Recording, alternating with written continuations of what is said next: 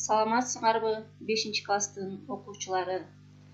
Кайрадан аралыктан кыргыз адабияты сабагыбызды баштайбыз. Бүгүнкү сабагыбыздын темасы кыргыз эл жомогу, акыл карачач жомогу. Сабагыбыздын максаты акыл карачач жомогунун идеялык мазмунун айтып беребиз. Жомоктогу каармандын сапатын аныктайбыз, баалайбыз, бүгүнкү турмуш менен салыштырабыз. Балдар, мен силерге азыр акыл карачач жомогун окуп беремин. Бардыңар кунт коюп, угуп тургула.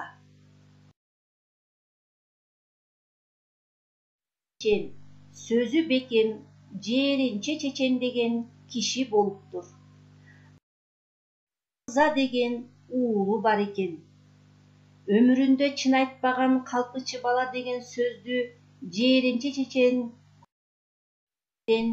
угуучу болду.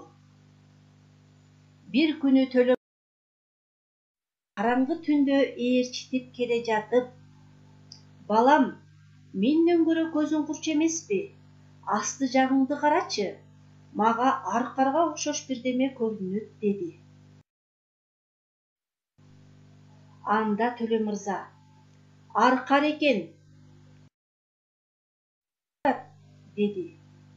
Ошондо жээринче чечен жанын чыккан жалганчысы чын экен деп өкүндү.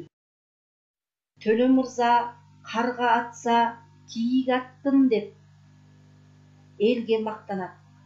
Анын колунан эчтеке келбейт. Бул иш эл үчүн да, атасы үчүн да маалым болду. Төлөмүрза бир күнү көпчүлүк элге адатынча калп айтып калды. Баягы күнү бир кийикти атып жиберсе,